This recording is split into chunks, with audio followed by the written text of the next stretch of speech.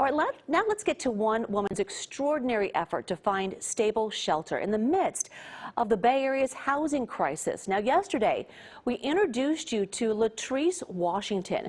She is a homeless woman who takes care of her disabled brother during the day while holding down a job at night. He is eligible for housing assistance, but actually getting into an apartment has proved nearly impossible with all the hoops that they had to jump through. The fight for my brother's his right, his housing right, because you gave him the voucher, to find housing. So why are we having such a problem? And tonight, KPIX5's Wilson Walker brings us part 2 of their story. Well, I'm here because we're waiting on a HAP letter. That's the housing assistance payment form. I don't want my brother to lose out on another place. This is what happened the last time, just sitting up here waiting. Trying to complete a housing search that has lasted a year, Latrice Washington says the best approach is in person, and this morning it pays off. Yes! I got it. He doesn't have to pay anything. His portion is zero. This, boy, you just don't know. And with everything seemingly nailed down, it's starting to feel like a home is within reach. Just a matter of handing in the last piece of paperwork until there's something new. Yeah, they had to do a screening, and they find out if he had to pay an additional amount besides the $900 deposit. I'm hoping it's just $900.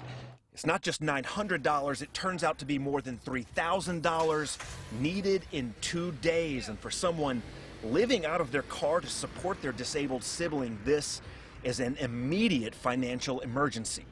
So when I looked at it, I said $33.90. So I got kind of discouraged again, and I was like, let me just make some calls. So I called a couple of places. One of them was the agency where her brother previously received help, the North Bay Housing Coalition in Fairfield. Oh, Rachel, man, I appreciate you. I do, man. I do. Thank you so much. They have agreed to loan her the money, repaid in installments of $300, and this is the kind of emergency help that is often needed to save a housing search like this one. Very much so, and it's really sad some people lose their voucher because they can't find a place to accept the voucher. So it's a challenge because landlords may not want to accept the voucher. They don't want to work with the government program. It's very challenging to put everything together. I feel like kicking my feet up like this, but I'm too old. The optimism and enthusiasm will only last through the drive back to San Francisco. I had to get a promissory letter from housing. I had no knowledge of that. I was just told yesterday that I was supposed to bring the deposit. I'm tired. Hopefully they didn't call my number. So it's another day, another trip back to the housing office. But I was told by a housing authority that they don't do promissory letters. So I'm like, okay, well. So do I need to go back to the apartment complex, or? What seemed like the final push dissolves into confusion. We did everything we were supposed to do. We brought the deposit. We brought the paperwork. It would take 2 more days and an assist from the city itself. Person who's been waiting so long. The last issue was resolved, the paperwork could be signed, and the keys were finally in hand.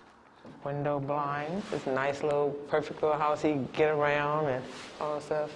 Now he's at a new house. You like your new house, baby? Yeah. Yes. Said he wanted pancakes, so I went and got pancakes because we don't have anything here yet, still working on it. They are now assembling their home largely from scratch, but for the first time in a long time, there is no rush. It's a good feeling, though, just to be in your own place. You like the pancakes? Yeah. Yes. I'm just determined. You know, it's just all about determination and how bad do you want it. My job is 10 minutes from here, so it's just, everything's working out fine. Feel good? I do feel good. It's better than being outside. Comfortable? Good. Wow. Wilson Walker joining us now. You really took us through the highs and the lows in the process. Did you think she would get those keys, or was it touch and go throughout the entire process? Kind of seemed like she had some momentum there. Yeah. I think that my takeaway from this is, you know, even if you have some resources and some means, it can be tricky and anything can go wrong and these little pitfalls come up and something falls through. You know, you've got that voucher, it's just so much more difficult and the margin for error is smaller. Anything can kind of throw it off. And I think if you think that that's sort of 7 days sort of stretched out over a year, how hard that can be. And how did we find her? Because she certainly has some will there. Yeah. Well, she came to us, which I think maybe won't surprise people when they hear that. She came to us. She also went to the mayor's office. She kind of rattled a lot of cages and made a lot of noise. And sort of watching this go on, it was pretty evident to me that when she got in a jam, she had some advocates she could call, and that sort of helped to get things moving when things were gummed up. So I think this is a bit of a squeaky wheel story. I think this is someone who made a lot of noise, and I think that helped her. Well, that's what I was going to ask you. You know, to anyone watching this right now who also needs help, is that what it takes? Do you have to have that tenacity and the squeaky wheel and the literally knocking on our front door and everyone else's? Maybe. You know, really? we talked about how there's so many people, tens of thousands of people, sort of out there in this pipeline where you're supposed to be getting help, but it's just so hard to get anywhere that maybe it kind of takes. Yeah, we should mention that she's definitely had a past up and down, and that maybe has helped her to try to find the right road. Yeah, she has definitely had a lot of tragedy in her life. She has lost family members. She is on probation, so she's gone through a lot of struggles. Right. And you kind of get the sense that she has turned all of that into this really focused effort to help her family members, particularly her brother. And again, it's when the mountain is that hard to climb, it sort of takes a lot of energy and a little bit of help and maybe a little luck. Well, she climbed it, and you were right there with her, and I appreciate the story and the look that you gave for us all.